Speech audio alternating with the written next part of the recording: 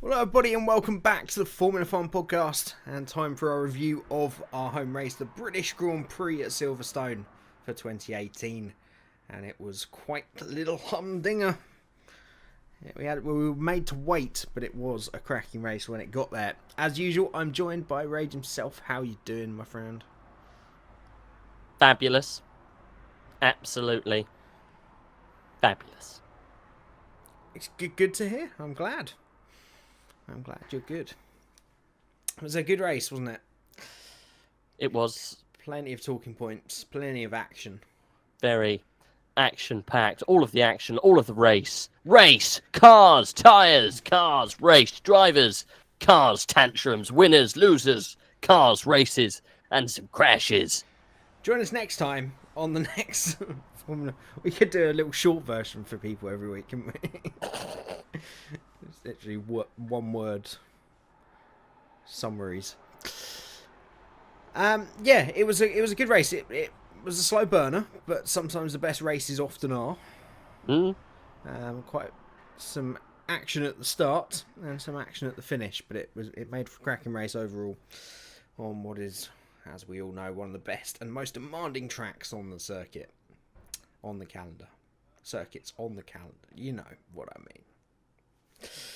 So, I guess we'll start as we always do at the beginning of the weekend in practice. Mercedes once again looking very strong, but it was a mix of Ferraris and Mercedes at the top of the timesheets, showing once again it was going to be pretty close around Silverstone. There's one very big talking point from practice. I know you don't watch it, but did you see the Toro Rosso in practice? Yes. Yes, I did. No, I actually did. It was the suspension failure, wasn't it? Yeah, suspension failure for Brendan Hartley. One of the quickest parts of the track, nearly 140, 150 mile an hour. It's just good that they don't have a history of suspension failures, because that would be bad. Oh wait, they do. Yeah, it seems to be something that maybe the Toro Rosso team will always be remembered for in the future of Formula One, because their cars with suspension blowing off and the wheels flying everywhere is probably going to be in every intro of every F1 montage for the history of time. Literally, their cars just always seem to blow up at the wheel section. Yeah, I think it's happened 3 times. I don't think it's happened any more than that, but it's still 3's a charm. 3 too many times than it should.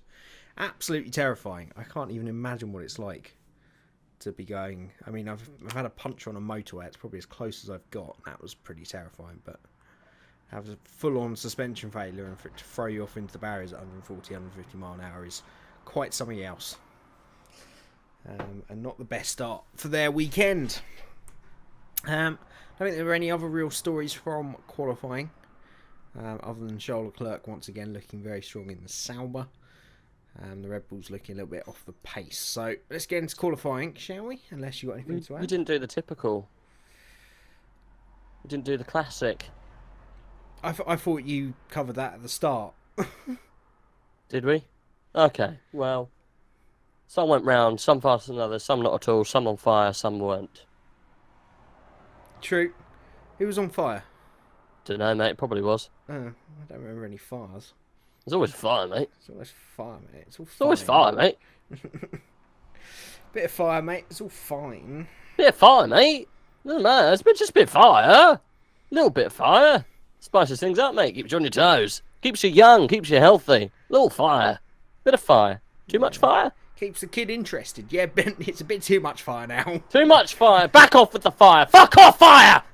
Gary, turn the fire down. Gone too far. Oh, shit, it's burning everywhere. Not the fire. Jesus Christ. Not the fire, Gary. Yeah, Enough of that. Let's move on. Yeah, let's. Let's move on to qualifying then. Q3, we saw 2 cars not starting. Lance Stroll got his Williams beached in the gravel. Not the best home race for the Williams boys. And Brendan Hartley, they couldn't couldn't repair his car in time from that horrific suspension failure. in practice 3. And Sorokin in 18th. Both the Williams having their little spins in such bizarre places as well. That car is such a mess. If there's one track you don't want a car that's unpredictable and is going to just detach the downforce the way that car does, it's Silverstone. And it really showed. I mean, Sorokin, who did get himself back out of the gravel, was still an awful long way off the rest of the pack, apart from Van Dorn in 17th. So, not a great weekend for them again, was it? No. Not a great home Grand Prix. No. Moving on to 16th then, Carlos Sainz. The big surprise. First time he's been knocked out Q3 all year, as far as I'm aware. Some kind of big stat like that, anyway. Really not getting it together, but it was very close in that midfield, to be fair. But just couldn't get it right where it mattered. Pierre Gasly was the... he actually got through, didn't he? It's top 15. I always forget. Is it top 15? Top 15? What was in Q1? They go through. Yeah, it's top 15. Yeah.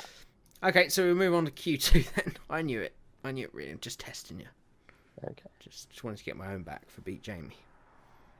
Oh, okay. Marcus Ericsson managed to get his Sauber through to Q2 for the first time in a few races. Well, it's not happened very often this season.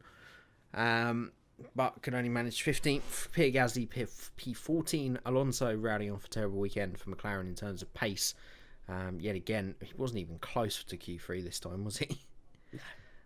That Renault engine, though, was quite a strong contributor this weekend, to be fair. Perez P12, not the best for Force India, and Hulkenberg just missing out. Meaning, I can't remember a time this season where we didn't see either Renault in the top 10. I'm sure it's happened, but not very often, I would say. Moving on to Q3 then. Esteban Ocon was only managed P10. Charles Leclerc, another stunning drive, on his way to P9. Yeah, consecutive. I think it's 3 times in the top 10 now in a row. That boy's got some skills, and I think he'll be seeing red next season. That's for sure.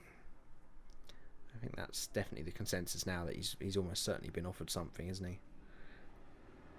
Oh yeah, he's out there. He's out there, mate. He's already lubed himself up, ready to slide into the red one.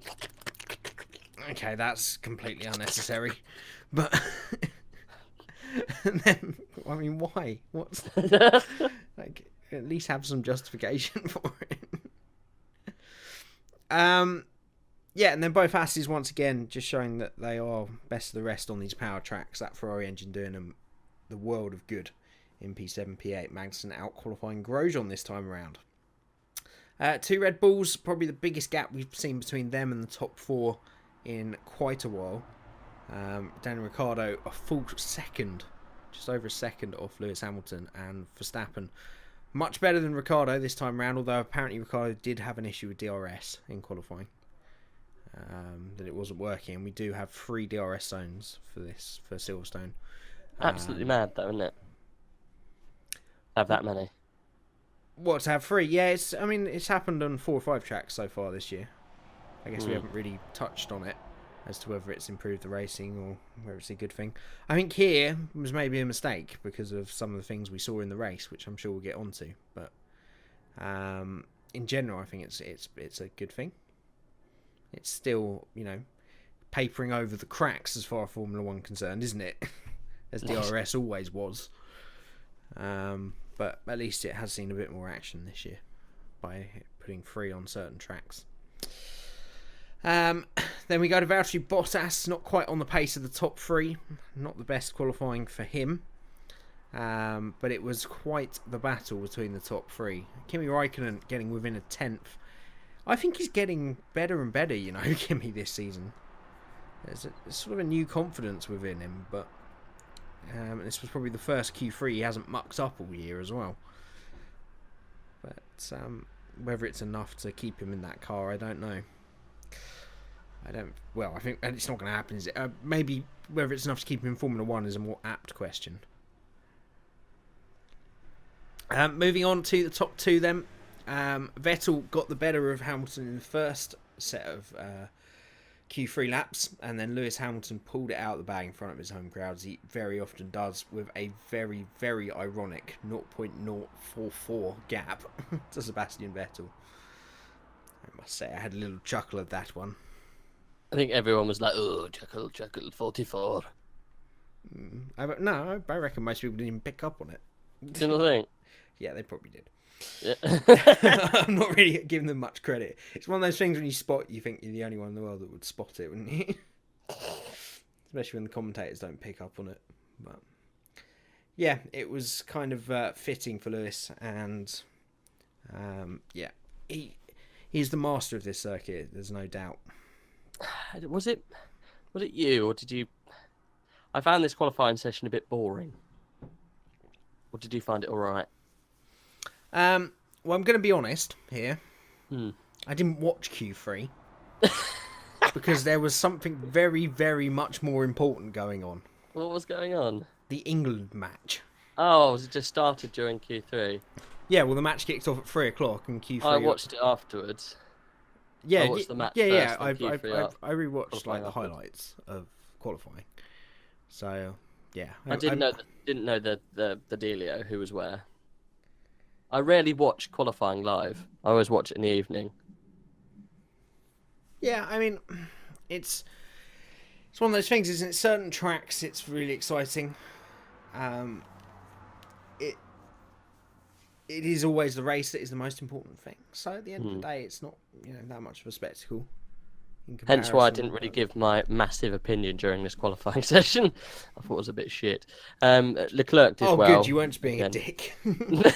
I was like, Christ, how many pauses do I have to leave? I just thought, I just let him get on with it. I can't bother with this one. I didn't really enjoy it. I thought it was a bit drag crap. it along. I can still improvise. Let Jamie do this bit. Practice was a bit shit. Qualifying was a bit shit. I thought, oh great, we're on for a good race here, aren't we?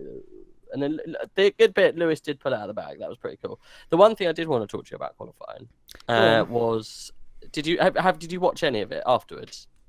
Yeah, I watched all the way up to Q3. It's just Q3 was on at the same time as the game was starting. So you didn't watch the interview with I think Brundle afterwards when Lewis got to the. No, I haven't seen it might be one to go back and watch actually, because well, is it? All right, well done. No, go on. So Lewis got out the car, and now this is a Kick telling. Brundle in the face. This is a telling part of what we're going to talk about later, because there's a big hoo-ha about this race with Lewis, and we'll get to it later. However, I think this bit. No. I think this bit feeds in to why there was such a hoo-ha, and why I think this hoo-ha is so bullshit. Yeah. So Lewis got out of the car and was emotionally a wreck. He was ruined. I've never ever seen Lewis like this. Even once he's won championships, even if he's won the hardest possible race. This was just a qualifying session. Lewis got out the car in tears and was shaking, physically shaking. I haven't seen anyone else do that kind of emotion since Senna won in Brazil. I was almost taken aback. He could barely string a sentence together, and even Brundle said, "You're physically shaking. Are you all right?" And he said, "I literally can't even remember what I did to get the P1." He said, "I just drove, and I just drove as quick as possible." He found that little zone, and that what I was saying here. We'll move on later on into the race, because I'll come back to what I'm talking about here, because he was just. Yeah, it was really weird. I don't know. You can watch it if you want, if you've already seen it, and you know other people who are watching this have probably seen it as well. I've never seen Lewis like that before, and it just goes to show what winning this race means to him. And I'll bring this back in once we talk about what happens later on in the race and a talking point, because it's got no relevance now, so we might as well carry on with the rest. But yeah, that was the only standout bit of the whole qualifying session on Saturday for me. Okay, so yeah, no, I haven't seen that, so I will definitely go and watch it. Yeah. I mean, yeah, I know what you're going to get to in the race, so we'll talk about it then, but yeah, it was very telling for me at the end of the race as well. So yeah, well, that qualifying thing kind of ties into it. yeah, we'll get onto it, and everyone has their own opinion, and I think we can talk about it later. So yeah, let's carry on. So Q3 done. That's the draw. Go and watch that if you haven't already.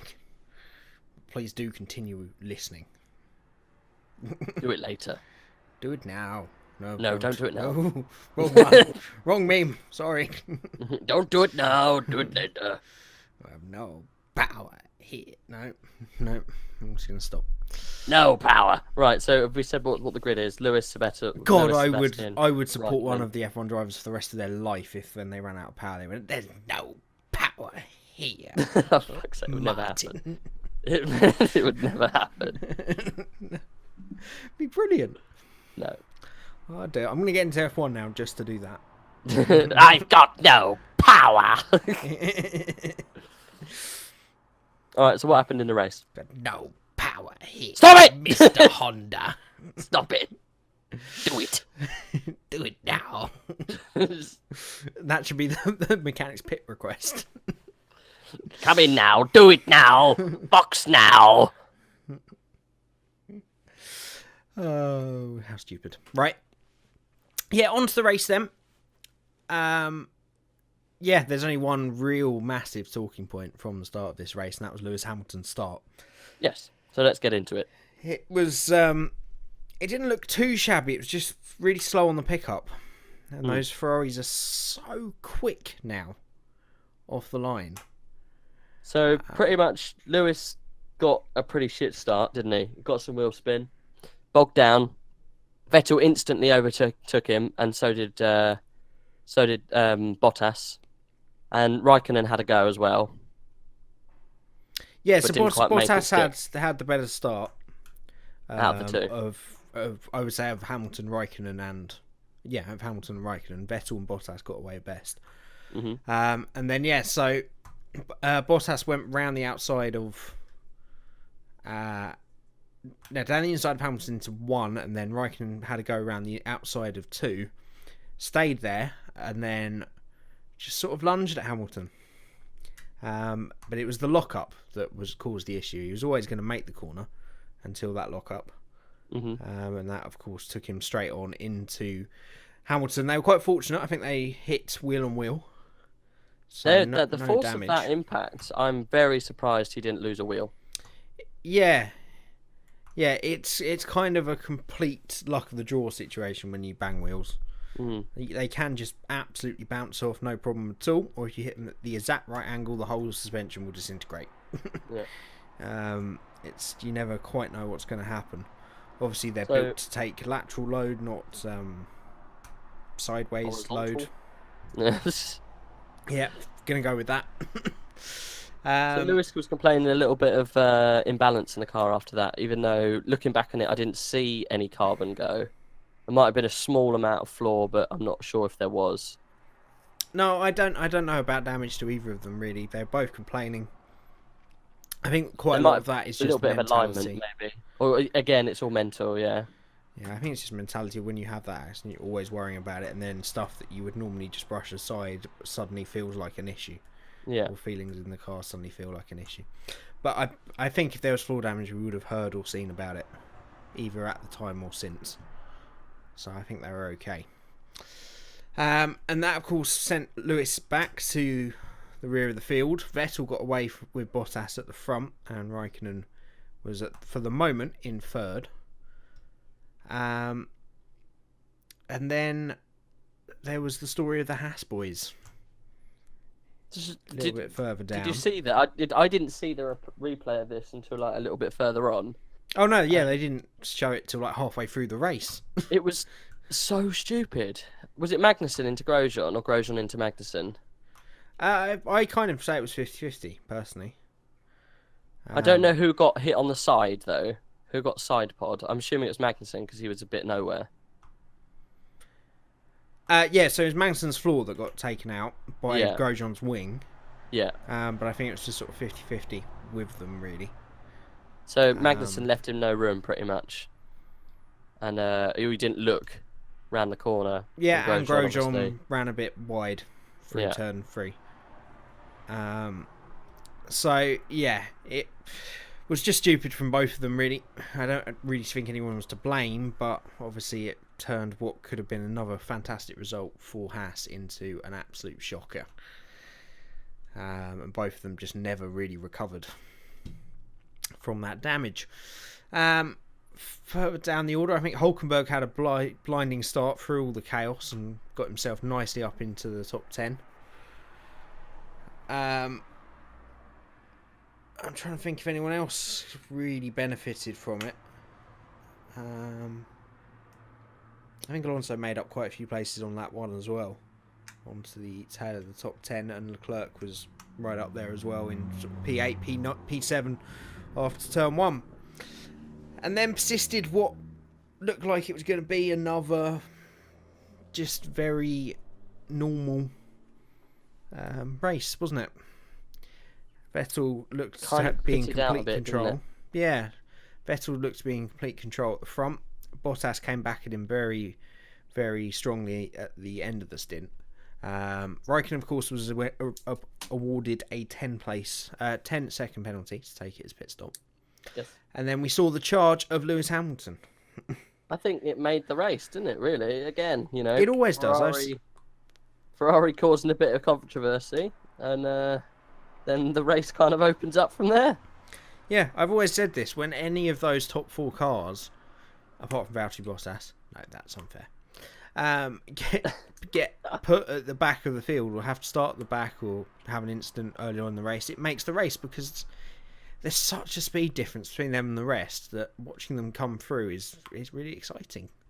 Even if it is very artificial, and much like here, everyone just lets them go at the first opportunity. Yeah. It's still interesting to see them come through the field and at the pace that they do, especially Lewis at his home Grand Prix. I mean, he was just absolutely flying. Was it? Yeah, absolutely flying. There were a couple of moves that were pretty close. But yeah, he just absolutely scythed his way through the field. I think it's like by lap 4 or 5, he was up in the, in top 10. In the top 10, yeah. Yeah, that's pretty staggering, really, isn't it? Was pretty nuts. But he wasn't the first to pull the trigger, was he? No, so he stayed out much longer. Yeah. Than anyone else. Kimi was the one complaining and came in very early. Yeah. I think Verstappen... Was it Verstappen or Ricciardo came in very early? Verstappen came in to cover. Yeah. Because Ricciardo was behind, I think. Yeah, I think you're right.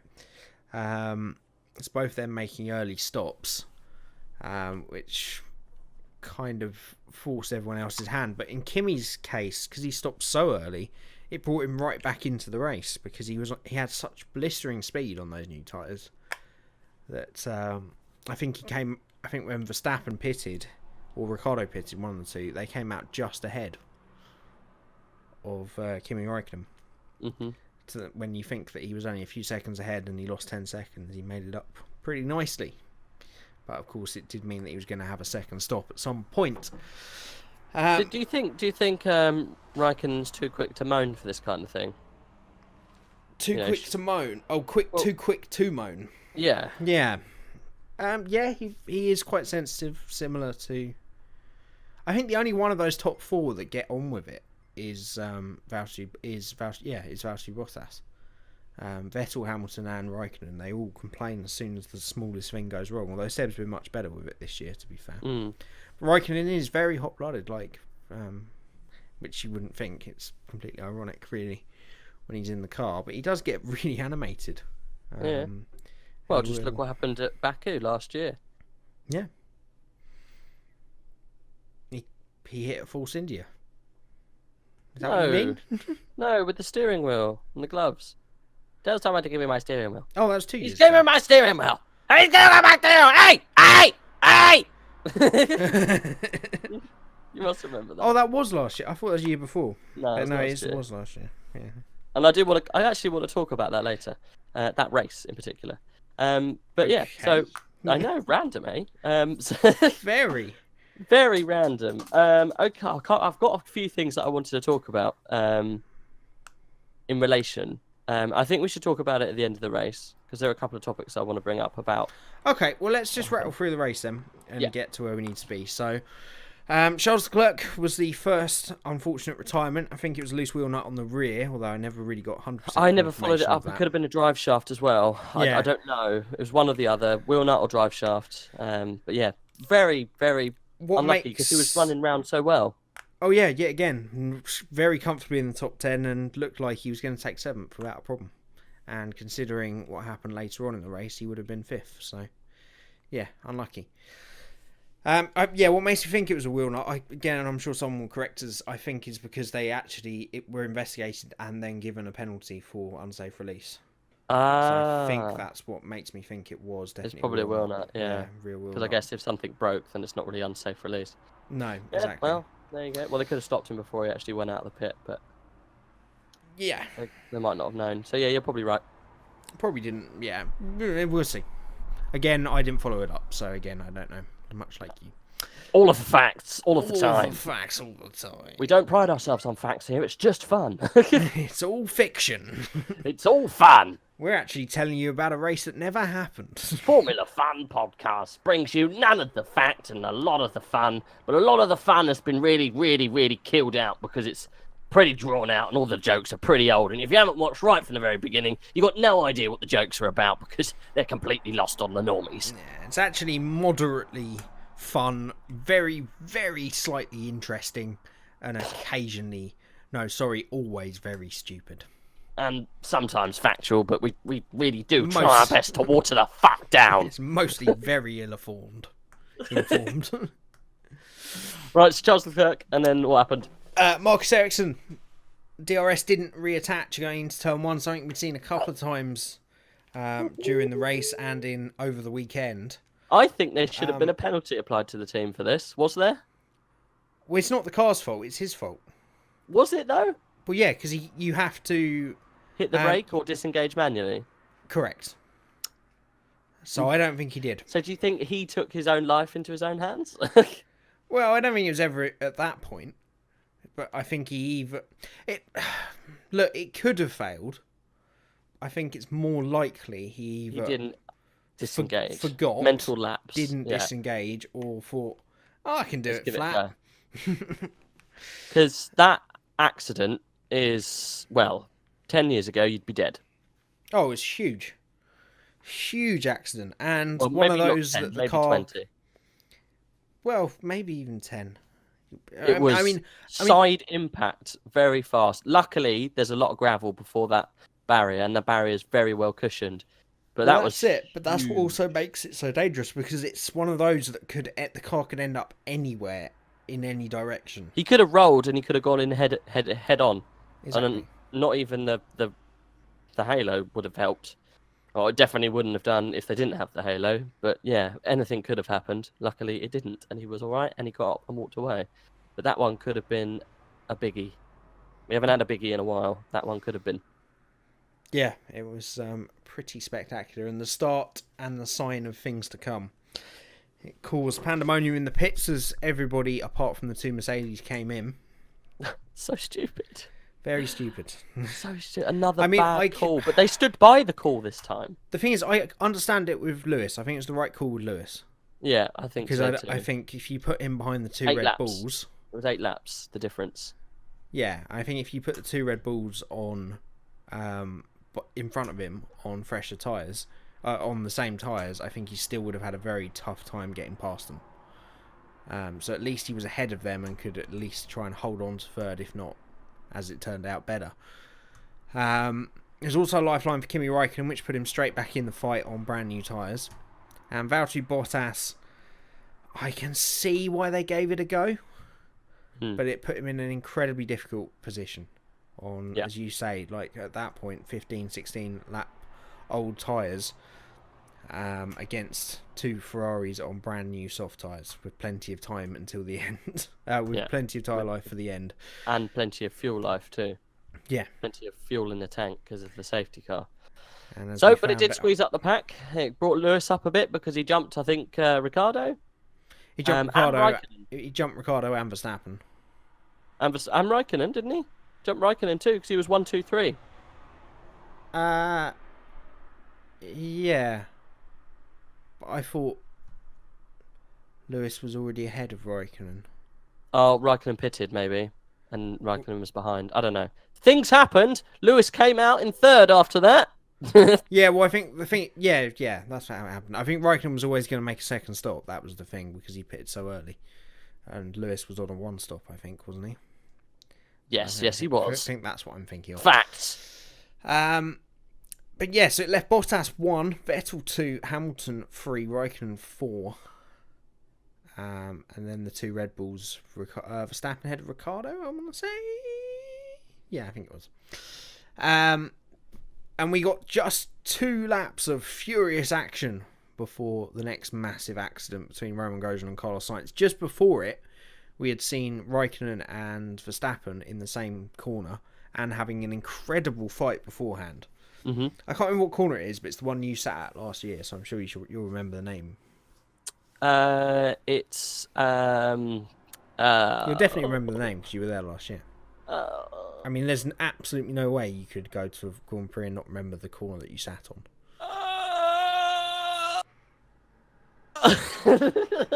Perfect. Stowe. Maybe Stowe. I think it was Stowe.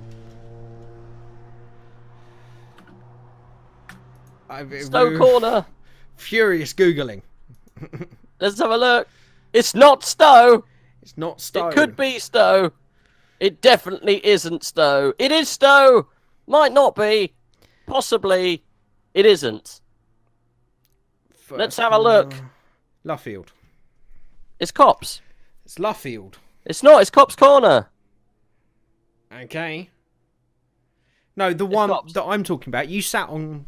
I was Luffield. I was on Woodcote.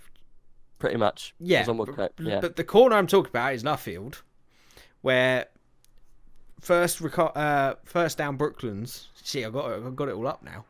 We shouldn't have said anything. Cut. Oh, you're talking about that move. Okay, yes. Which is what led to the move. Yeah. Yes. So, Raikkonen go down the inside of Verstappen down Brooklands. Then Verstappen coming back all the way around the outside of Luffield was just incredible. Mm-hmm. How he managed to do that. Side by side down Woodcote towards Copse. And 2 experienced drivers, even with a hot head like Verstappen, they back out of it. Raikkonen files in behind and they get on with their race. Cue literally seconds later, Romain Grosjean and Carlos Sainz arriving on the scene, having had a similar battle. Going into Copse, Grosjean has a massive twitch, tries to hold it down the inside of a flat-out corner on completely the wrong line, and as you would expect, just hit the car outside of him and took himself and Sainz straight off towards the barrier in another incredibly fast accident. Yeah, I mean, for all the credit that Grosjean gained back in Austria, he's lost it all again immediately. Because people will say 50-50, but the only reason I say it's nowhere near 50-50 is because one of the drivers was Romain Grosjean. I completely agree with you. 100%. Now, guys, this is one for the record books. Oh! Jesus Christ. He's agreed No, I with me. completely agree with you. He should have lifted. Yeah, absolutely. There's just no... There's A, no point risking it, and B, it's not going to happen. He was literally, so he was on the dirty side, on the inside of a corner that is incredibly hard to get round flat anyway. A dirty part of the corner, it's just you're going to have a moment at that point, and he did. Yeah, and he the should have only lifted, time and he would have got round. Yeah, the only time that works at corners like that and 130R and the one in Belgium that we always forget the name of, the only time that works is when both cars are sharing the racing line. And they're out wide of the corner and they slow their speed enough so that they both take, almost the racing line. You know what I mean? They're sort of one out on the curb, one very close. Grosjean was almost at the inside barrier. Yeah. Like, he was so narrow down there because Sainz had, to be fair, pushed a long way across. But he blatantly didn't expect Grosjean to be there. No, he did. He did. He knew Grosjean. He knew. What do you think? Sainz didn't think Grosjean was going to be there. Yeah, because he went very, very narrow. Yeah. Which is the only slight part of Grosjean's defence. But Grosjean should still have recognised he was there and backed out. He was way, way, way past his side pod. Like, it was almost back wheel on front wheel. It's just ridiculous. And again, penalty points should have been awarded. What was the outcome? No idea. Okay, well, facts. All of the facts, all of the time. Moving on. So that caused another safety car. Both drivers got walked away fine. They had a little bit of a chit-chat on the side of the road. I'd love to have been a fly on the wall on that, but I don't know. Didn't see any interviews about it. Didn't actually see any interview with Sainz or Grosjean after the race, unfortunately. Lots of facts. Didn't listen to them. No, I didn't either. So I there mean, we go. to be fair, it was... What I found quite funny about that was where... I presume you watched Channel 4 as well. Yes. And they hadn't known what had happened. And they just saw them getting out of the car and they were like, well... Grosjean's keeping his helmet on and Sainz is waving to everybody as he gets out of the flag. You decide who's guilty. We haven't even seen it yet, but I think we all have a good idea. I think we know it's Grosjean. Yeah. Everyone knew it was Grosjean before they even saw the accident. I knew it was Grosjean before I saw the accident. Yeah. Especially as it was with Sainz as well, who was the other party in the crash. It was a shame. Yeah. It was. Did you hear the radio? Did you hear the radio from Sainz? Spot on. Whoa, what was that? No, it was just... What do you think I am, Ericsson? He just said he oversteered into the side pod. Mm. That's And exactly do you hear what he said. Grosjean's? He said, he turned into me, mate. Yeah. So how can you... He's like, I know, we saw. We saw He it, turned right, into me, mate. What? He turned into you? What? That's what I do as an engineer. Christ. He's the other side of the circuit. Just let him have it for once. Look, Roman, we're sick of this. Every single time, we can see what's happened. There's millions of TV cameras. You know what happened. Stop this little bullshit kiddies game of pretending you don't know what happened. How about sorry to the team? Yeah. All those hundreds of people. And then Gene Haas afterwards. Did you see the interview with Gene? What, when he's eating an ice cream? When he was eating ice cream, it was just like, I haven't seen the start. I didn't see what happened. And yeah, there's just a racing incident, wasn't it? Yeah, it doesn't matter. Yeah, it doesn't matter. Just a couple of million crowns. Doesn't matter. Probably lost the gearbox and the engine in that car. Doesn't matter. It's fine. Ice cream. See you later. Yeah, wise guy. Ah, you've ruined my ice cream. Marjorie, we're out of ribs. I've eaten all the ribs today. Gene Haas couldn't give two fucks what happened. No. It was quite funny. To be fair, they're doing such a good job this season. Yeah, it's all fine, mate. It's still, the amount they're spending in comparison to everybody else as well. You think It's all Force India are fine. doing a good job? They're in the fucking black, mate. It's all fine. Yeah, easily. Right, but that did tee up what is one of the best 10 laps of racing I have seen in a long time. Edge of the seat stuff. It was. So those extra couple of laps bought the Mercedes a bit of time and a bit of extra life in their medium tyres. But it still left Vettel right on the tail of Bottas, Hamilton on the tail of Vettel, and Raikkonen on the tail of both of them. It was a better restart from all of them. Yeah, and the Red Bull's just a little bit further back. Yeah, unfortunately. I mean, there was probably quite selfishly a small part of me during that was thinking, if only the Red Bulls had that little bit more pace, and this would be 6. Yeah. But you could was tell pretty what they were losing on the straights. Yeah, just straight away. But like through Maggots and Beckett's, those 4 following each other was just insane lap after lap. Valtteri Bottas, some of the best defending I've ever seen him do. Yeah, it was good, especially going round Luffield, taking it back on the inside. It's like, no, I think I'm going to have this one, and you can do whatever you like on the outside of that corner, mate. My tyres are how old, mate? How old? Sorry, I can't hear you. I'm in front of you again. I love it. DC was just like, he said, what did he say? I think Vettel went wide, coming out of after the Wellington Straight, going into Luffield, and he said he's just going to drag him out wide, and he can make his own arrangements on the edge of that corner. It's just really funny. I just thought it was quite funny.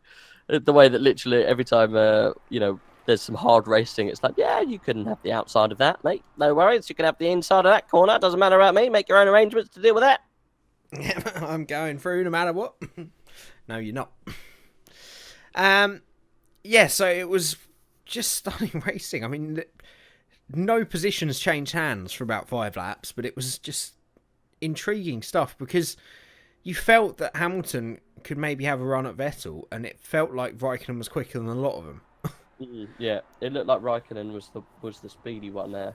But as soon as, unfortunately, Vettel was released, that was it. Good night. He did finally get the move done, and it was a really, really brave move. It was late going down Wellington Straight, wasn't it? Yeah, really late, and you just knew he was going to go wide, but he didn't. He somehow held the line.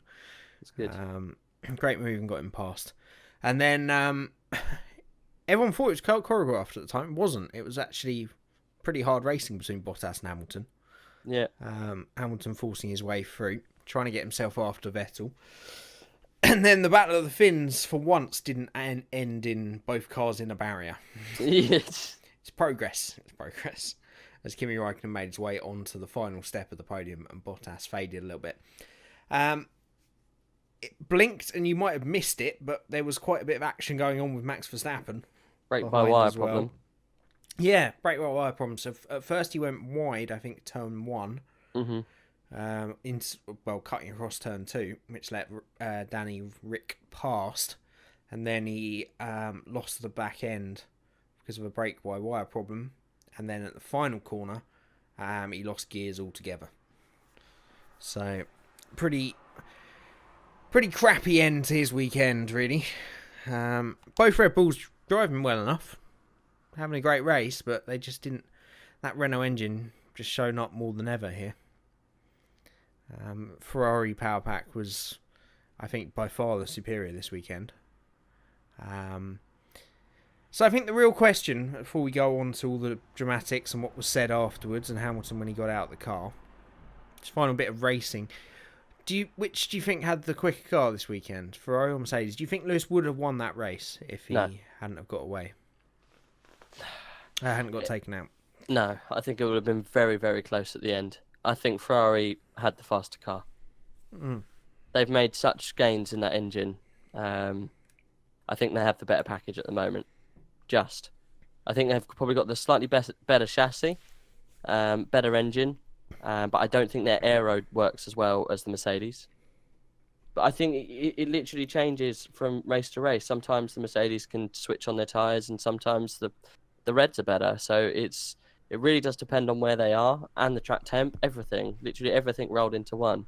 It's just a damn shame that Red Bull haven't got that little extra umph, because I think that's probably the best platform on the grid at the moment.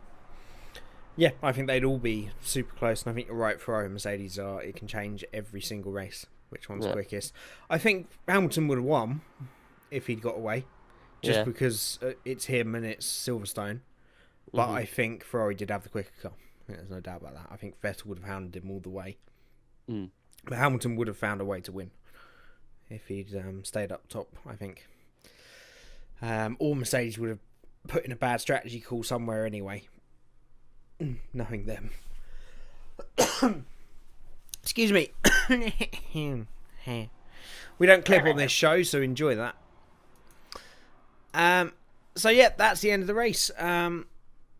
We'll just go through the results and then we'll get into, I think, the dramatics of the weekend and some of the talking points that you and I want to talk about. So another good performance from Nico Hülkenberg, best of the rest in P6. Ocon recovered nicely to P7. Alonso somehow dragging that car to P8. Ridiculous. That was a silent little hero right there. Yeah, he was just cruising his way through the field. The restart, I think he was like 10th, and he still managed to get up above Perez and Magnussen at the end of the race to get himself up into 8th. Magnussen did at least bring home some points for Haas in P9 with a damaged car. Yeah, many points lost for Haas this weekend, and they lose quite a lot of ground to Renault, thanks to Hülkenberg's points. Perez just about getting himself a point in 11th. Not really anything to say about the rest of them. Gasly looked okay for a bit, and then he didn't. Williams, meh, and Stoffel. And the rest fell out. See you, mate. Yep. See you, Stoff, because you're off, I'm afraid. So that was a double, quite a few retirements in that race, wasn't there? Yeah, we saw 6 cars out. Double Sauber retirement, savage. Yeah, Red Bull, Haas, Renault, and a Toro Rosso that never started. Well, did 1 lap before coming back into the pits. Unfortunately, they couldn't get that car ready. So yeah.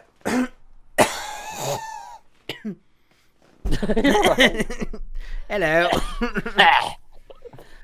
It's that time of the evening again. Oh my god, that man's terrifying in that Belgian flag on his face.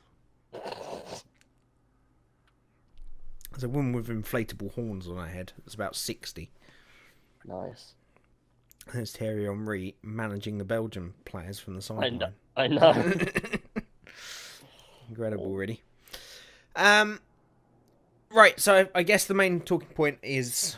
We'll start with a little prefix to it, which is Raikkonen on Hamilton. I don't think there's much discussion here, but many people are discussing it for some reason. Yeah. Deliberate? No. No. Cool. I mean, there's just no reason for him to do it, is there? It's a very clear lock-up. Literally such a stupid argument. You know, he may be more aggressive because it's Hamilton. Ferrari might say to be more aggressive, but that doesn't constitute taking someone out. No. There's no way that he would risk taking out another car. £1 million spent on that car. Race win to be had. It's just an incident, a race incident. I think people saying that there's some kind of conspiracy where Ferrari are using the one main of their cars. What really kicked it off was the main person that came out and said it was Lewis Hamilton. Well, he didn't say that. He just said yes, he did. He said interesting tactics, didn't he? That's what he said. Yeah, but there was only ever one thing he was referring to. Interesting tactics from Ferrari at the start is what he said. Yeah, which means there's no reading between the lines. You can't.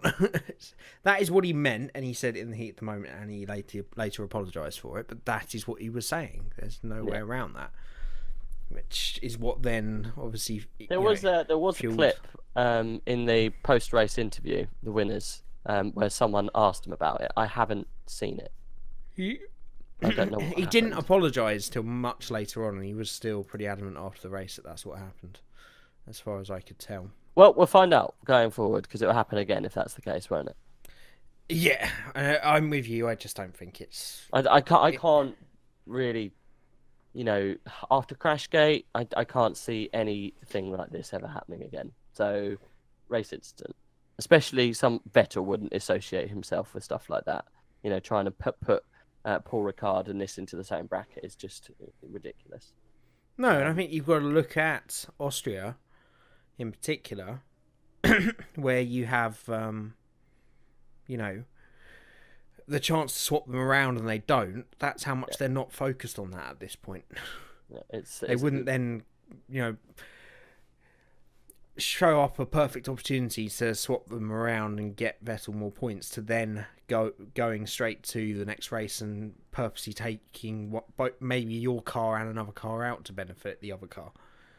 Stupid to even suggest that happened. Absolutely. But anyway. So yeah, Lewis's mood, I guess, is your talking point and what you. So yeah, he got out of the car after the race and he was very disappointed. And yes, it was instantly seeable. He didn't even stay for the interview on the grid, which is where they now do it, which I'm still not a fan of. I still prefer the podium interviews. So, I think the reason why he left his car and got out of his car, and a lot of people have made such a big deal out of this, saying that he is, unsportsmanlike, he's a crybaby, he's a bad loser and all of this, because he didn't stay and do the interview. On probably maybe 3 occasions this year, other drivers in red cars have also done the same thing. It's just I've never seen them miss those interviews since they've started doing it. Raikkonen's done it at least once before. It happened at Monaco as well. Someone got out of their car and left before taking the conversation. I've seen it at qualifying. I've never seen it at the end of the race. It's happened. Honestly, I've noticed it before. It's definitely happened before. Foxy can back me up. Don't watch all the end of the races, Fox, please. No, in this case, do, because I want to know. Yeah. It's alright. If I put a request into him now, he'll probably tell me before the end of the race. I'm 90% sure, 99% sure that Raikkonen has also missed. But I think an interview. that's not because Raikkonen's pissed off. That's because Raikkonen is Raikkonen. Okay, all right. You can't have one person's a bad sportsman and then the other person's a bad sportsman because he is him. That makes no sense whatsoever. But anyway, that's just my opinion. I think the whole the reason why he got out of his car and left is simply because he was crying and he didn't want everyone to see he was crying. That's the only reason. If you look when he's in the little room where they have their drink and they've got the little towels, he was sat there pretty much dabbing the shit out of his eyes. He was literally crying like a little baby, and he didn't want anyone else to see that he was crying.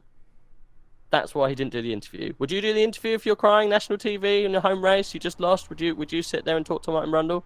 Because I wouldn't. I don't think I'd be crying. It's not a macho thing. It's just I think. I get very emotional over sport, but I can't understand. I can't understand what a lot of people... so much into it. It's literally so much emotion into that race and so much emotion into that weekend, and he has such an attachment with almost like a feeling of he has to perform at that race. And it was all came out. Everything came out. The qualifying, the race, his frustration, everything, and it came out emotionally. I think he was emotionally drained, and that's why he couldn't do it. I guess so. It's just, I think you pull yourself through that. It's just one of these things about his persona that people don't like. Is a bit weird.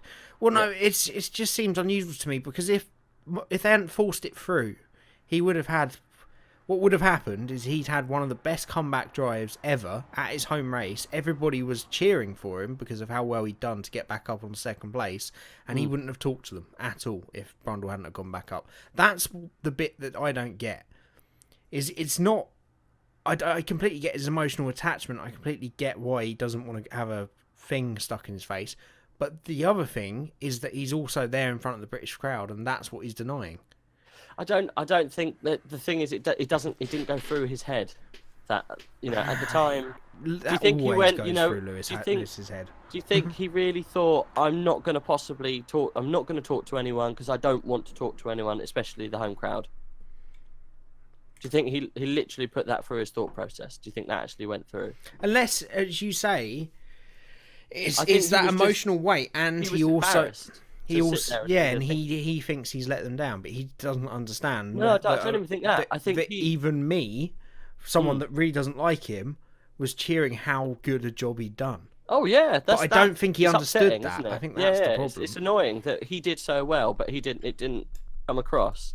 But I think the problem is with Lewis Hamilton, right? He can't do right for wrong, because when people say he's a bad loser and people say that he's a bad, they don't like his personality, I think he puts on a front. I think he puts on something that's not him.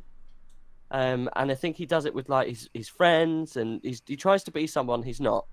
And that's what people don't like. They don't like the whole look at me, I'm the modern James Hunt, when really you're not. You're just some, jumped up racing driver.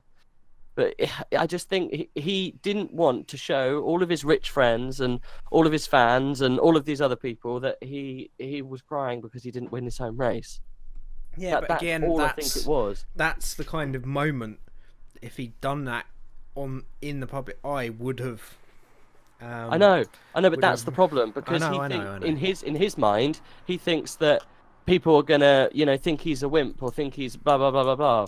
Because he can't do right for wrong. Whatever he does, people are going to say bad or good about him. Yeah, I know. In my opinion, and you know how much of a diehard fan I am, and I like him for his racing. Really? I've never noticed. I like him for his racing. How's your Hamilton helmet? When he's right next to me. When he's in a good mood, like, I get on well with Hamilton, but I can't keep making excuses for certain things that he does. Like, because I do get why people are saying he's a bad sportsman.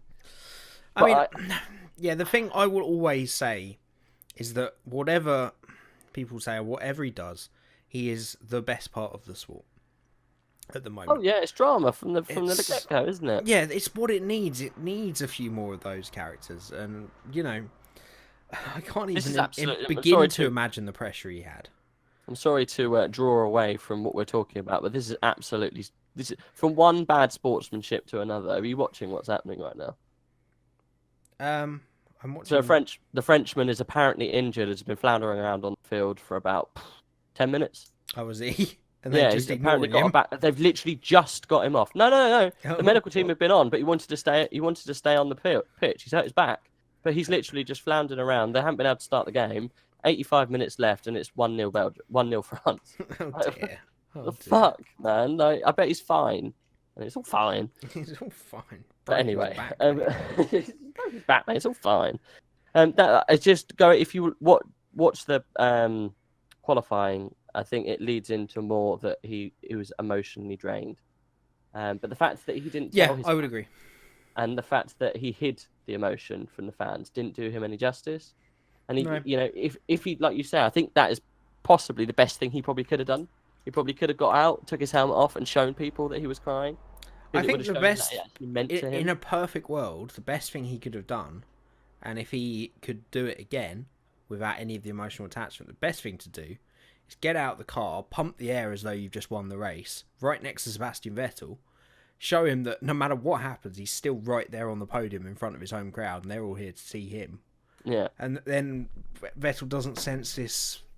You know, that's the thing. Weakness. Yeah, it is a massive weakness, and it's something that Vettel will exploit. He thinks about all these things, but at the end of the day, sorry, Karen. No, Karen. At the end of the day, I think he did an incredible job.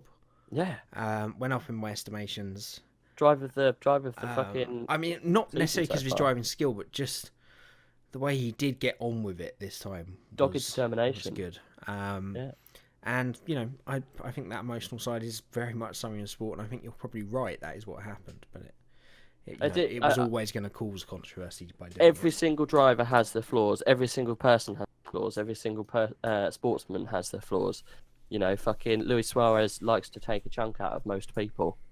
I think when you get to that point of, you know, just completely Let's not compare emotional... Lewis Hamilton. You know what I mean? Luis Suarez. It was God's just a sake. meme. But it gets to that point of, you know, just completely emotional drained that you just lose control and you do stupid things. I think it's just one. I literally think that he didn't go through his head that he needs to stay and do this so he can show that to the crowds what it means to be there for him. Yeah, I Like think that. so. It's just it's a shame. It's a shame. But the thing I really don't like is people saying that he's a little spoilt crybaby, bad sportsman, blah blah blah blah. Do you really think that? Do you really think that he's that bad? Do you really think that he's a crybaby? You know, and saying that he doesn't pay his taxes. None of them pay their taxes. Like literally, the kid can't do bad for wrong. Like, Apart from Sebastian Vettel, I can 100% imagine he's the kind of guy that does. yeah, he probably does. I must pay my taxes. Must have paid taxes. And he calls up their equivalent of the HMRC. He's like, I think you'll find you'll charge me for 75 euro cents less than you were meant to. You must charge me the right amount of tax, otherwise I look like a Lewis Hamilton.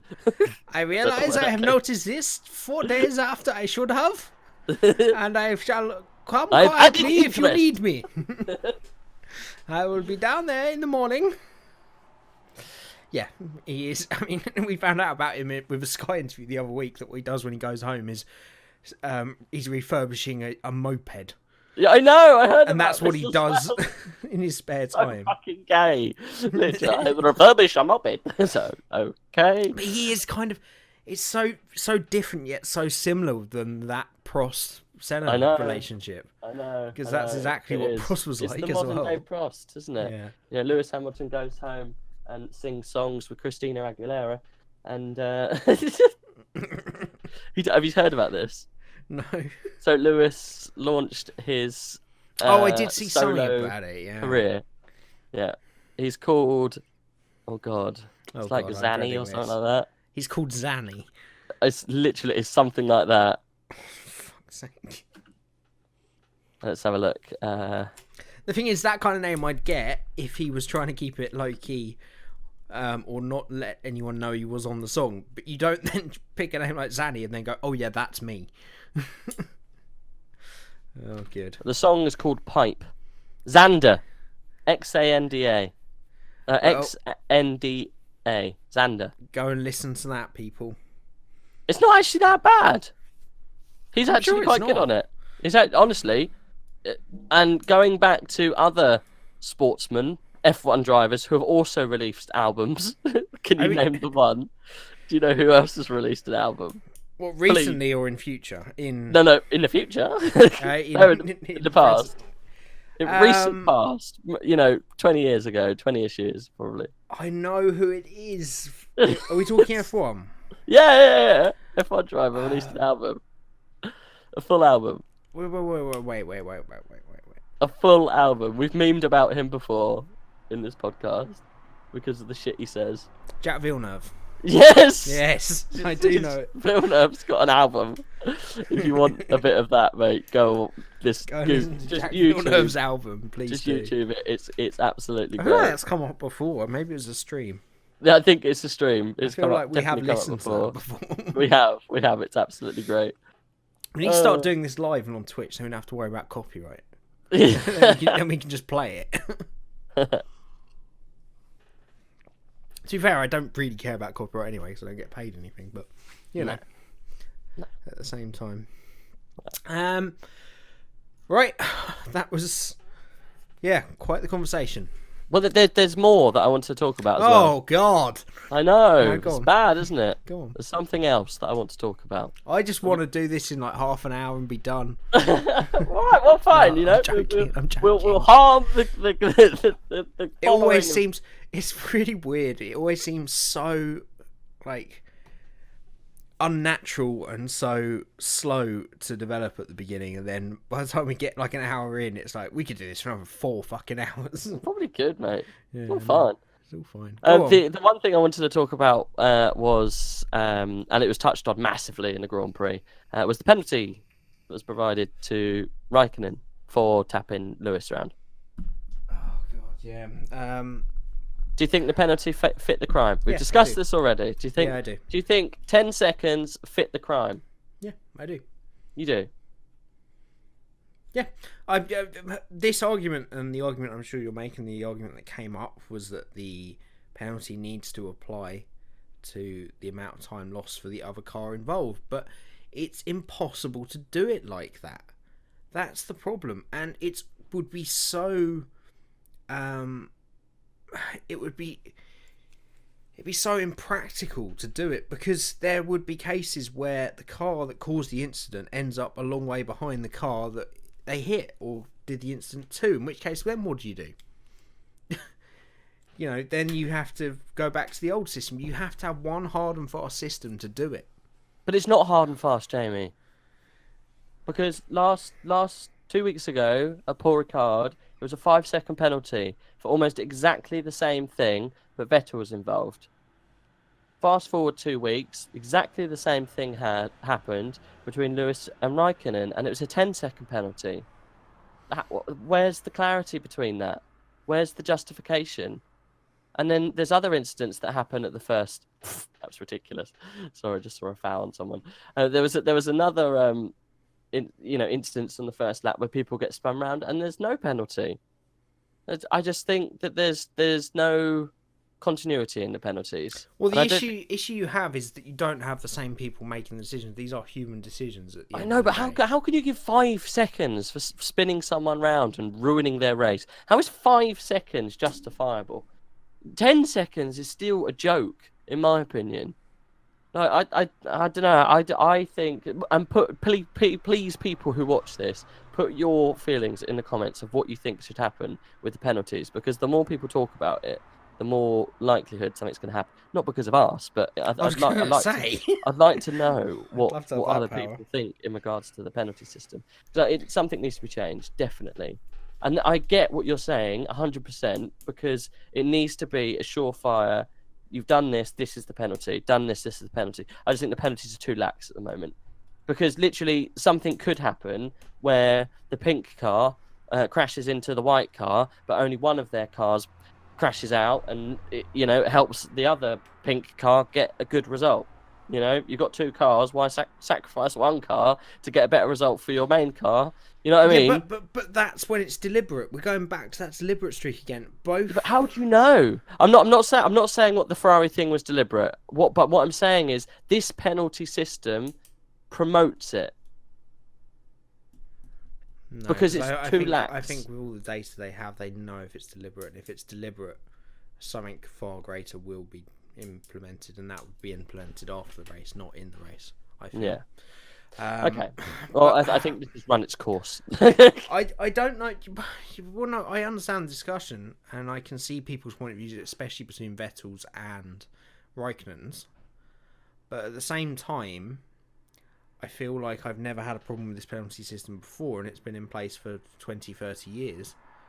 There seems to be this very active discussion around it at the moment. I can't quite understand why. But yeah, maybe a bit more severe. Depending on, but then you can have people making the same mistakes, and it costs neither car any time. I think there's also this lap 1 compensation you have to put into it. It's got to be something pretty severe to give a penalty on lap 1, because people get away with a lot. So, you know, I'm open to discussions on it, and if they do change it, I can see why. I just personally don't think much needs to be changed. You can't always get it right every time. Same with refereeing in football, which is essentially what they're doing. But for Formula 1. It's a shame. It is a bit. It's just because it was on your beloved Hamilton, mate. No. I was very vocal. Don't take. I was very vocal when it happened to Bottas. I don't think you were. I was. Wasn't? Did you bring it up last week? This was not last week. It was. I brought up a Paul Ricard. Oh, okay. Oh yeah, it was Paul Ricard, wasn't it? Triple headers are doing my head in. Let's stop it. No. Okay, cool. I can see that discussion, and if it comes up again, we'll talk about it again. And we're playing France in the final, obviously. Are we? Yeah, mate. I'm not sure we are yet, mate. Because if we are, then it definitely isn't going in the direction that we live in. If you don't get think the we'll meme that I'm trying not to say, no, it's coming home. We won't beat France. If it's the final, anything can happen. They didn't exactly blow Belgium away, did they? No, they were bad sportsmen and wasted a lot of time in the last 20 minutes. But apart from that, no, they didn't. There you go. Okay, moving on.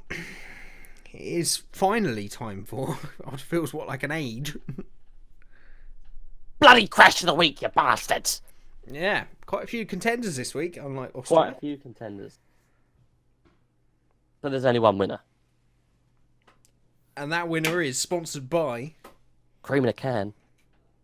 Just about. They still haven't paid us. We're not even going to fucking promote them anymore.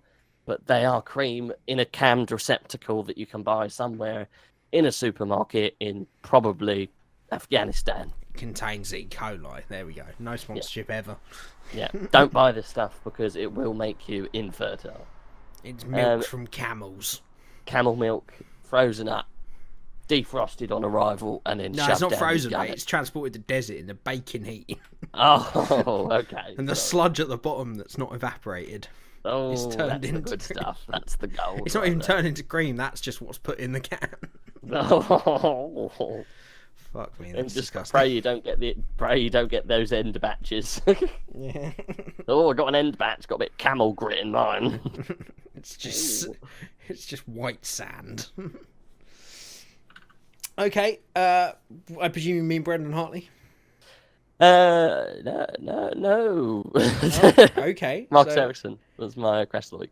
Oh, okay. Yeah, I guess it was pretty dramatic. Pretty hench. Big crash on Crash of the Week. Only the biggest crashes on Crash of the Week. Okay. I guess we move on to. Actually, before we forget it and go on to other stuff, let's do the fantasy league quickly. Let's mix it up a little bit. All right. I haven't looked at this, but I know I've done absolutely awful. Yeah. So have you done bad as well? I mean, I'm not doing great in terms of the positions, but I've made up a lot of ground on you and Fox. Oh. So do you have a good week? Not really. You two just had a really, really bad week. Leclerc was my turbo driver. I had Magnussen, Grosjean, Raikkonen, and Hamilton. I'm now swiftly going to delete Grosjean. Yeah, so you got 79 points from the weekend. Fox got 83, and I got 129. So Papaya Orange, Connor stays at the top of the field. Another great week for him. 173. He's now 30-ish points clear of Mirik F1. Miroslav in second. And another good week, 170 points. Down to P3, Pow Roberto, 157 points in third. TKM Sport, Adam, 176 points in fourth. And Sawyer, F exclamation mark, Jeremy, 176 points. Then Fox in sixth, 83 points, slipping down the table along with Rage himself. Once leader, long-time leader. I was leading for so long. He's now down to seventh with just 73 points this week. What did you do? Where did you go wrong with that then? Grosjean and Leclerc, really, isn't it? I don't know. Just all went wrong, mate. Raikkonen, Hamilton, Magnussen got you a bit of points. Red Bull didn't help much. And then between you and Grosjean got knocked out, and so did Leclerc. Leclerc's my turbo driver, so yeah, things happened, mate. Yeah. Annoyingly, if I'd stuck with my same team, like TKM and Sawyer F, I'd be up to fourth right now. That's why I didn't really want to change my team. But I've done it, and it's not worked out very well. It's down not in far P9. from it, though. I'm 63 points off it. You can turn that around in a weekend. And that would be the difference between being above you and Fox or not. What's Papaya Orange got going for him then? He's got Vettel, Sainz, Alonso, Magnussen, Hulkenberg. Ferrari. He's got Ferrari as his main team. That's why. Ooh. Yeah, so he's hard and fast. I think he's changed his turbo drivers maybe a couple of times. Just once. Hasn't made any changes since about week 2 or week 3. But yeah. Sainz, Hulkenberg, Magnussen, Alonso, Vettel and Ferrari are his poison of choice. So yeah, congratulations to you guys up the top. We've got some work to do, but we're still nicely in the top 10. I'll take that. Commiserations for everyone outside the top 10. There's a couple of you. Yeah, there's quite a few. There's quite a few of you that are recovering from joining late as well. So we've got an Italian, Armchair Pilot Racing in 8th. You in 9th. MC Motorsport in 9th also, but sorry, where's Armchair Pilot Racing from? He's 8th. Yeah, where's he from? He's not from Italy. No, where is he from? Ireland. Fuck me. Have another go. It looks Italy to me from here. Is he? He's Hungarian. Hungarian. Hungarian. Hungarian. He is Hungarian. Yay! Well I've got done. it in 3, man. It looks orange to me. Don't tell them my profession, please. Anyway. Why does it look orange? What's orange got to do with it? No, it must be my screen. Italy is not orange. I don't know. Italy is also vertical. It's so far off. Fine! We got Diva Racing in 12th, who's a Mexican. Correct. He's Mexican. Then we got... oh my god. Is he an African nation? I believe... Might be Cameroon. That's not Cameroon. I want to say Bolivia. But I don't That's think South it is. American, then, if it's Bolivia. But that's got... It's the pink strip. Bolivian flag? No, Bolivian flag is 3 colours. So, if you're watching this, Farhan, let us know. For I think his name's Kalu, actually. Team's called Farhan. Let us know where you're from. Wolf GP in 14th from the old Great Britain. F1 from Germany. Rolling Chicane from the big US of A. And then all of the people at the back there from Britain probably joined early. You got Lewis the Goat, Lewis Fanboy, and James Villa. So yeah, It's the rounding off. Mauritius. Is it Mauritius? Yeah. How is it over there? Are you all drunk on rum? Anyway, Thank you for watching all the way from Mauritius. Thank you for watching all the way from Thank Mauritius. you very much. You may not even be watching this podcast, but thank you very much. Cool. Moving on Yeah. to what is fastly becoming one of the most popular, at least for us, sections of the podcast. And it's called...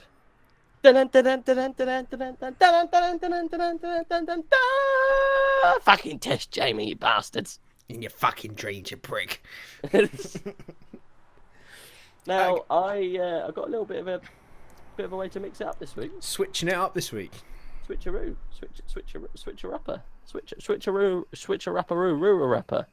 I did download a soundboard, but it's for some reason not downloaded. So yeah, we'll shelve that idea. And if you would like to step forward, Mr. Jamie, and sit down in front of me. This is also Fox brought this up, as we like to play. I just hit my head on the wall. I heard. Who wants to be not a millionaire because I don't have money to give you, but beat Sam, Jamie, Air. Great title. Best yet. Thank you. You're not getting any 50-50s. Stick that on a t-shirt and a board game. You You're make not getting millions. any of the help, unfortunately. That has been taken away from you. Well, there's no multiple choice. There's multiple choice, but there is no 50-50s. There's no phone a friend. Oh, sorry. Okay, yeah. No after the audience. Unfortunately, technology only goes so far, and I cannot offer you those. Yeah, and I mean, if we're Life calling lines. people that are in Discord, I'm in very, very short supply, so... So, yes. Go on. That is Okay. So is there a theme to this quiz? What is the Formula quiz? One. Let's start there. No. I mean, I would hope it's Formula One because my trivia on the microbiology of a goat's testicle is quite slim. I mean, while I would still fancy my chances with that, I still don't. I mean, is it just a general Formula One quiz, or is it got a title?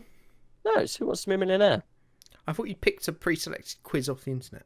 I have! Then does it have a name for the quiz? Who Wants to Be a Oh, Millionaire? it's literally Who Wants to Be a Millionaire Formula One edition. Yes! Okay. I thought you were right. Okay. Jesus Christ! Would you like your £500 question? I didn't know someone had made that. It's not £500. It's a £100 question. £100.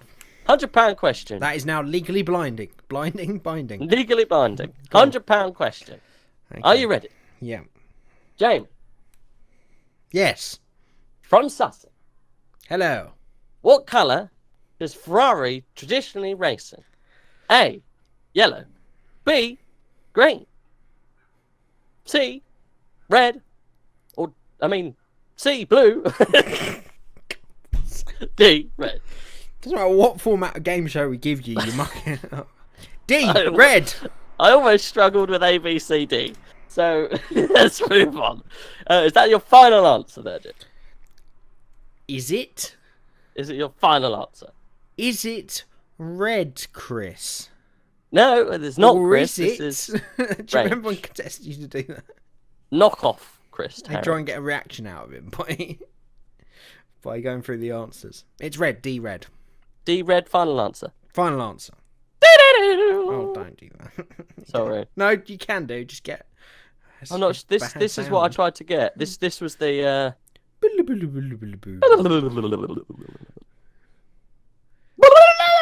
I'm not going to do that every time. It was correct. Okay. That let's music not do was that so any further. irritating during it. It's the right answer. Woo. I've got a soundboard. No, don't. Very, Ah! very, very copyrightable. This No, they're music. not. I can't hear anything. It's the right answer.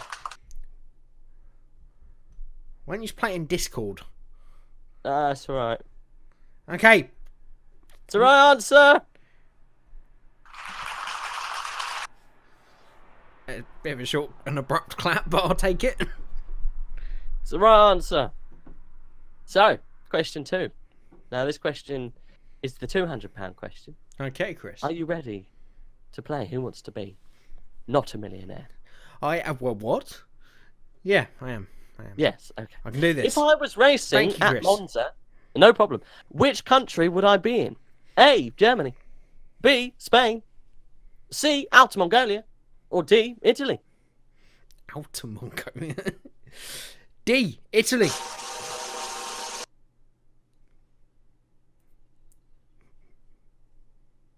What was that?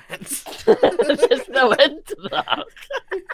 I thought there was going to be a... Mine ended very abruptly.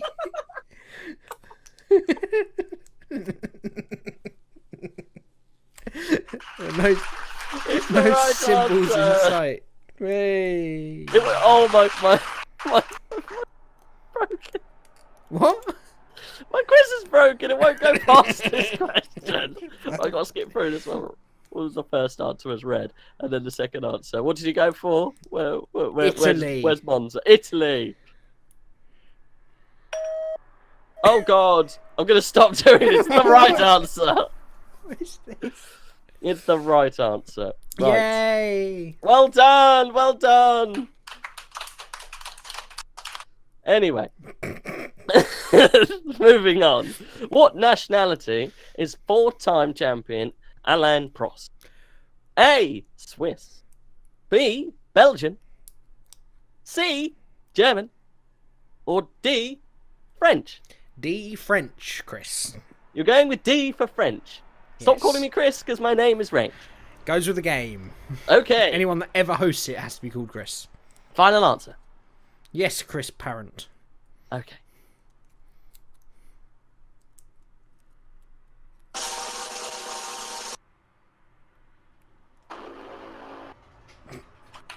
It's the right answer. Well done! You Yay. reached your first milestone! Did No, you I? haven't! You're one away from your first milestone! We're really good at games! Oh, for fuck's sake. Next question. Which team won the 2015 Constructors' Championship? Remember, these are the first questions. They are meant to be easy. Lull you into a first sense of- Mercedes. Next. Mercedes. Well, you don't know where it came yet. Is it A, Ford, B, Red Bull, C, Mercedes, or D, Ferrari? C, Mercedes, Chris. Yay! It's Mercedes! Of course it's Mercedes. You've just earned yourself £1,000. Get in. Bank. See you later, Chris. Now, what would you do with £1,000? Tell us a little bit about yourself. Where do you work, Joe? Where you're from?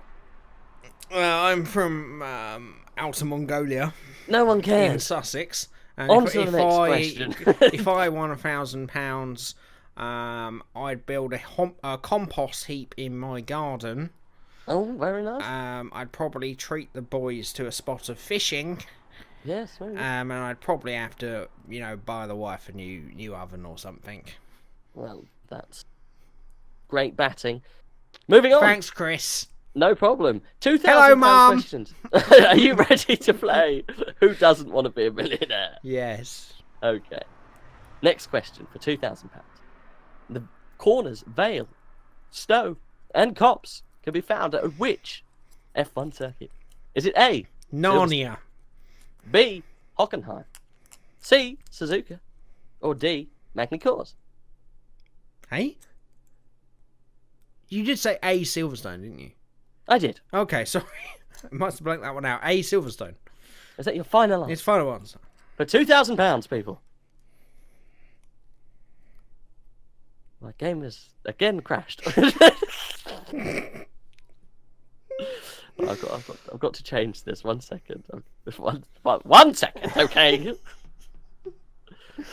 Why do you do this? Oh, apparently we've got 2 minutes to do the whole quiz. That's why. Oh, I see. You have to remember we're gonna my have answers. to keep doing this. Okay. Red, Italy, French, Mercedes, Silverstone. Final answer. Final answer. It's the right answer. Well done. Good. Going forward. Why did then. they start clapping before you said it was the right answer? Because they did, okay? Go on. They did. Go on. £4,000 question. Yes. Yes, Chris. Okay. Sorry for mucking about. Right, £4,000 question. In 1976, James Hunt won the World Championship. Who was his main rival in that? Was it A, Ronnie Peterson, B, Nicky Lauda, C, no coughing memes, Alan Jones, or D, Carlos Reutemann? B, Nicky Lauda. Final answer? Final answer.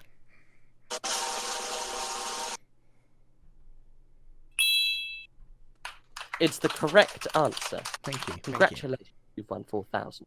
It's incredible. I never thought this would happen to me. It's amazing. Going on to the next question. You could win £8,000. It's a lot of money. God blimey, Governor. £8,000. A lot of dollars. It's halfway up the board. Okay. £8,000 question. Is it? Bernie, I guess it is, yeah. Come on. Bernie Ecclestone famously owned which Formula One team? A, Ferrari. B, McLaren. C, Arrows. D, Brabham. See, I was a little worried about that one, but it didn't really... It was easy. D, Brabham. Final answer. Final answer. Final. D, Brabham.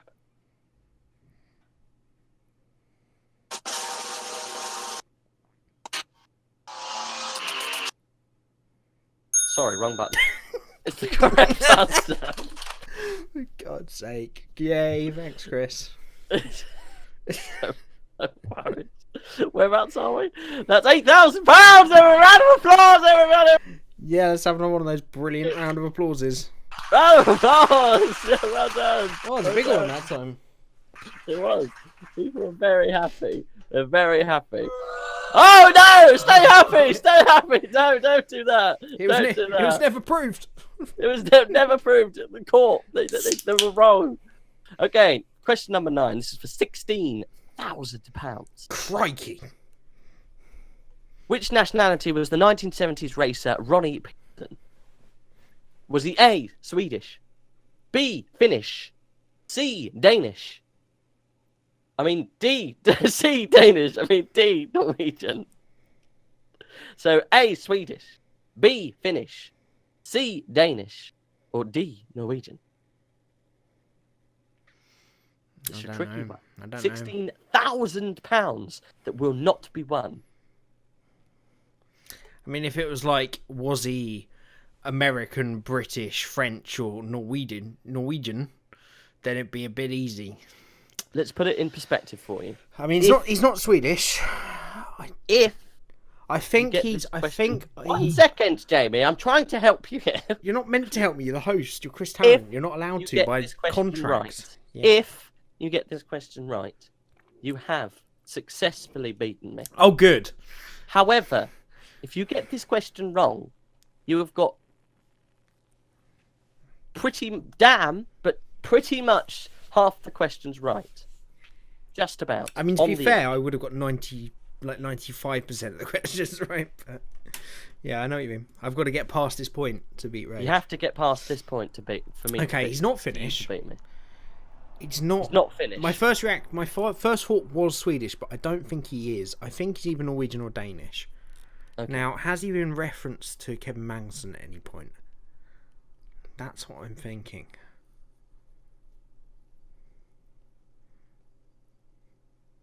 My first thought is Swedish. No, I'm gonna go see Danish.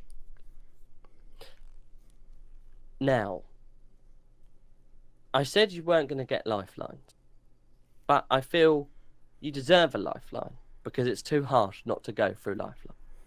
Now, I know the answer to this question because so that means I've guessed it wrong. No, not necessarily. Otherwise, you wouldn't do this. No, it's because it's a very hard question, quite far on, quite close into the thing, and this is the question that I got wrong first. So I'm going to take away 2 random. And I must insinuate that it is random questions, wrong answers out of the mix. Okay? Okay, I mean, I've already given my final answer. No, you haven't. You haven't given the final answer. I haven't asked for it! You haven't got it, all right? Okay. So I'm taking away Danish and Norwegian. Yeah, so I got it wrong. I mean, and you damn! I'm taking away the one that you just said. Finnish and Norwegian. This isn't fucking fixed, okay? A Swedish. So you're going to go with what, Jamie? A Swedish. Is that your final answer, It Jamie? is. It is. Okay. Well done! Was he actually? Was That was my. I just said it was my first instinct. I should have gone with it. It was. But it was unfair that I didn't give you a helping hand. Well, no, I feel like it's a question on the quiz. I should answer it, and I got it wrong. But The quiz involves a 50-50, and it also involves a phone a friend, and it also involves ask the audience. We cannot ask the audience because we're not live. That would be epic. Can you imagine if we live stream this? You could phone a friend because you could probably phone someone. I don't know who you would phone. I don't know who I'd phone either. You're doing this. So 50-50. That's the best way to do it. Okay, I've had my lifeline. Okay. That's. You've had your lifeline. It was thrown to you by me. So you have successfully beaten me. I feel okay. You feel it's a hollow victory? I do. I feel I should have to get this next one right. Well, that's the game. So moving on. No, I mean to beat you. Oh, okay, all right. Get the next one right to beat me. So what question are we on now? I don't we're know. on question 9. So we're on question 9. This is for. I got it wrong. This is for £16,000. No, it's question 9. So you ask in question 9. Does that mean you've got £16,000, or is this a £16,000 question? Jamie, how does this work? If it's this, no, this is for £16,000. Cool. No, it's not. It's either for 16 or 32. I couldn't tell you. One or the other. It's the 9th question. So, prior to Max Verstappen, who was the youngest driver to race in a Grand Prix? Was it A, Jamie Alguersuari, B, Esteban Tureau, C, Chris Amon, or D, Sebastian Vettel? To race. To race, yeah, not points. To race.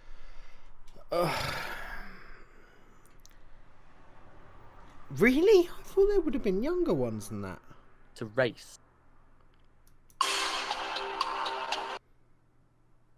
Oh.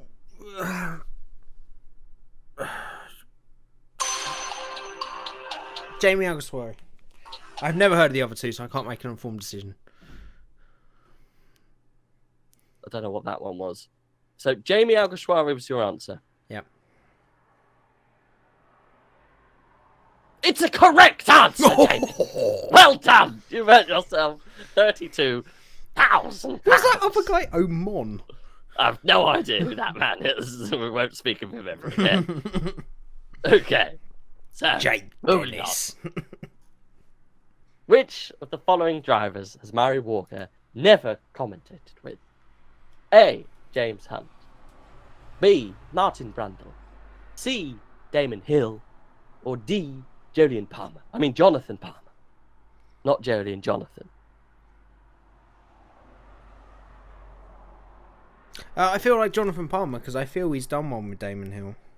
So James Hunt, Martin Brundle, Damon Hill, or Jonathan Palmer? Oh, I don't know. £1,000.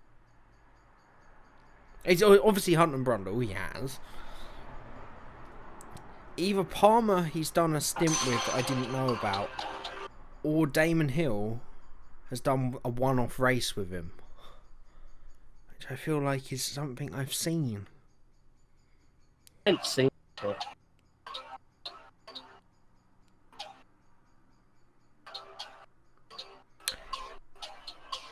It's which one hasn't, yeah? Which of the following drivers has Murray Walker never commentated with? A, James Hunt. B, Martin Brundle. Jonathan Palmer. Jonathan Palmer. Right at the end of the klaxon there. Jonathan Palmer. Really annoyingly, I've got to go through all of the questions again. Oh, it's so tense. So I'm going to have to go all the way back. Red. Italy. Red. Stadium. I feel like I've got it wrong. I think it's Damon Hill, but I'm going to go Jonathan Palmer. Niki Lauda. Jonathan Palmer. Brabham. Swedish. Who did you say last time? Sebastian Vettel or Jamie Alguersuari?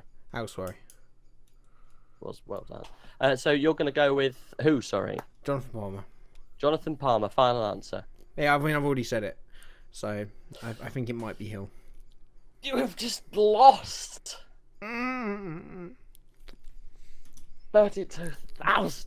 You mean the? Oh, you're not doing the thing, are you?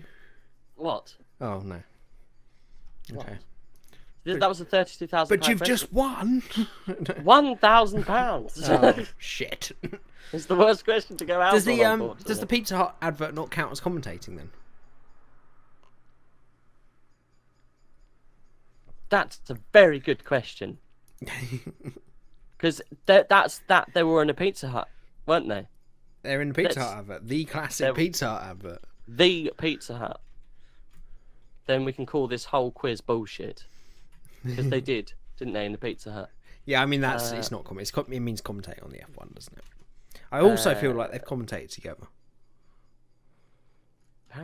Apparently, he's commentated with Jonathan Palmer. I mean that makes sense. I think maybe he might have filled. So it's filled obviously the gap. Hunt. It's obviously Brundle. So it must be Damon Hill. It's the correct answer. It's Damon Hill. Yeah, it is because I reckon Palmer did it between Hunt passing away and Brundle. It's a shame. It is a shame. It's a shame. The next question. Let's carry on, if you were. Well, okay. Yeah, you have to carry on. They carry on, don't they? The real thing. I haven't earned that. I'm desperately looking for something that shows them commentating together, but it doesn't. Which team won the first Constructors' Championship? Ferrari, Maserati, Van Wall, or Lotus?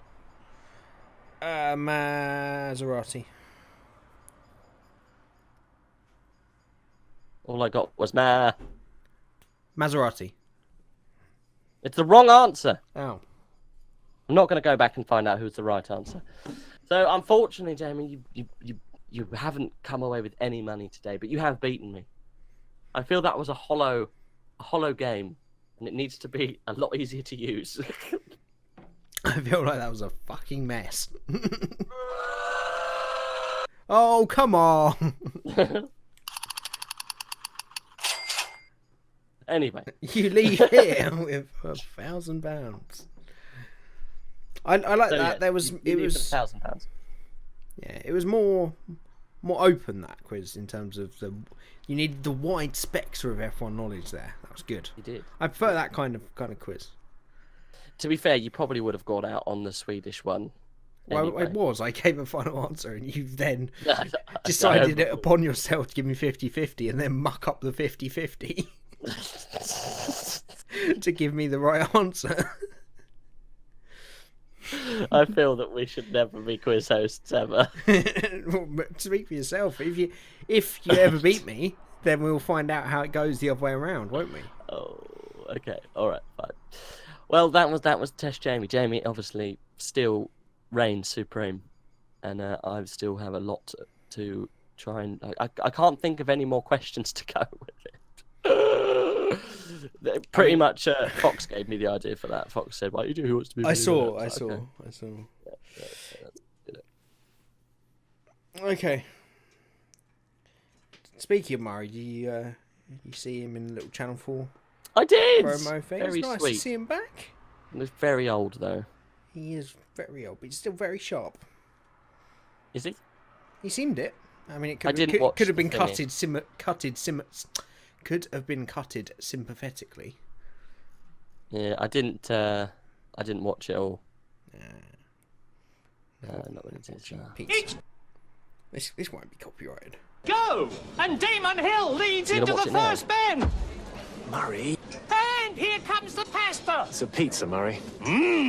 Hill's going for it.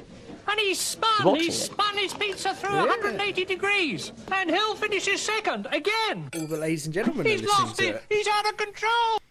Who? Ladies and gents are listening to it. Oh, can they hear what you're listening to? Yeah, How? because it's recording my audio, Oh, okay. which is just recording the whole. Yeah, you could have told me. We could be watching it together, but you know. I mean, it's like 19 seconds long. I'm not. It's far too much. stuff to put to. You've Is seen it? it. Yeah. I haven't seen it. Is this a Channel 4 thing where he's like goes back in time? No, the Pizza Hut advert. Oh! Okay, well, For goodness sake. Not watch the Pizza Hut. We just have. Now we've dragged it out much longer than it needs to be. Okay. Right. I feel there's not much news. No. There's obviously a lot of sort of fallout from Hamilton's comments. Apparently he's apologised to Kimi over the racing incident. Comments. Ricciardo confirms he's set to stay at Red Bull in the least kept secret on the grid. Hamilton said his comment was dumb.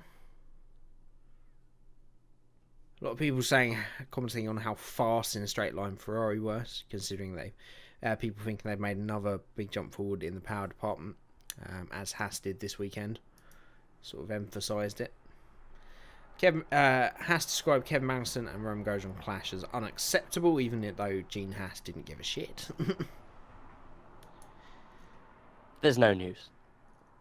There won't be any news for a little while. Alonso potentially returning to Renault is another rumour on the rumour mill.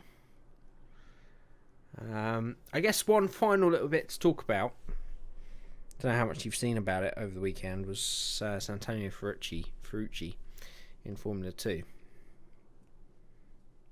So he had quite a considerable fight with his teammate.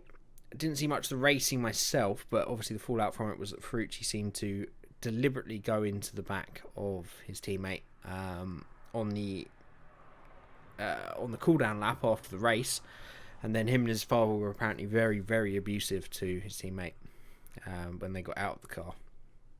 And I did want to talk to you about that as well. Funny enough, the whole incident with the using the car as a missile. So he purposely lightly tapped the back of someone's car, yeah? On the cool-down lap. Yeah. Yeah. And Sebastian Vettel smashed into the side of Lewis Hamilton's car under the safety car. During a race, yep. Yeah, got a 5-second time penalty. And what did this young lad get? He's had a 2-race ban. He's had a 2-race ban. Yeah. Yeah. Just let that sink in. I'm glad we didn't. I'm glad I brought this up now. And, what do some people call the FIA in jest? Ferrari International Assistance. Yes, they do. Just going to let that sit, and it's a good time to end the podcast. Predictions. But you so want to talk about. It's true, though, isn't it? In a little bit. I mean, it's very much a fair point. I saw his incident. I think there's definitely more that's gone on behind the scenes that we don't necessarily. To be fair, I did. Yeah, but that's being the 2-race ban is a FIA ban. Yeah. The things that go on behind the scenes look like he's going to be fired from the Haas Junior program and the team, Trident, I think it is. So, yeah, I mean, it was stupid. Yeah, predictions. Where are we going next? Germany, aren't we? Potentially the final ever race in Germany. Because they don't have a contract after this season. I don't think we've had a race there for a couple of years anyway. Obviously, they were alternating between the Nürburgring and Hockenheim. And Nürburgring said they didn't want to host it anymore because it cost too much. And then Hockenheim were out of sequence, so now they're back hosting this one. But it is the last one, I think. So, it's always a good circuit, I feel. I think it could be some interesting racing. Maybe. We'll wait and see. I like Hockenheim. I think it'd be good. Yeah. Predictions, I reckon we shall see victory for... I'm going to say Vettel again. I'm going to say Vettel, and then Hamilton, and then Verstappen are my top 3. I think it's going to be Mercedes 1-2. Hamilton, Bottas, Vettel. Okay, there's your predictions, folks. There's your predictions, Fox. And we'll see how we get on at some other point in time. It's been another very, very long one. Been a long podcast, but lots of I've enjoyed information. it again. I've enjoyed it again. Once again, you just get into that stride. If we could just find a way of nailing that. Maybe if you watched qualifying, that's how we can nail the first 20 minutes. Maybe actually watch half of the race. Because that was painful, that first 20 minutes. But I feel if you've stuck around those precious few, you would have enjoyed the rest of it because it's been a cracker. It's been good fun. Thank you once again for joining me, Rage. It's a pleasure as always. Of course. And yeah, thank you everybody for watching. We shall catch you again in 2 weeks' time for the podcast from the German Grand Prix. Hopefully content will be picking up again on the channel after this Friday when I've done my exam. Obviously there's been practically nothing apart from podcasts the last 2 weeks, but I've been concentrating on that. So yeah, this weekend I will be looking to start things up again. And of course we have F1 2018 next month. I've got a week off for that to get out plenty of content and hopefully plenty of streams in the first week as well. So that's to look forward to. But yeah, there may hopefully be some videos again towards the weekend. But for you guys that do still watch and do still support the channel, and the sub count does slowly still somehow just keep ticking up, thank you. We much appreciate it, and I much appreciate it. And we'll catch you again very soon. Goodbye!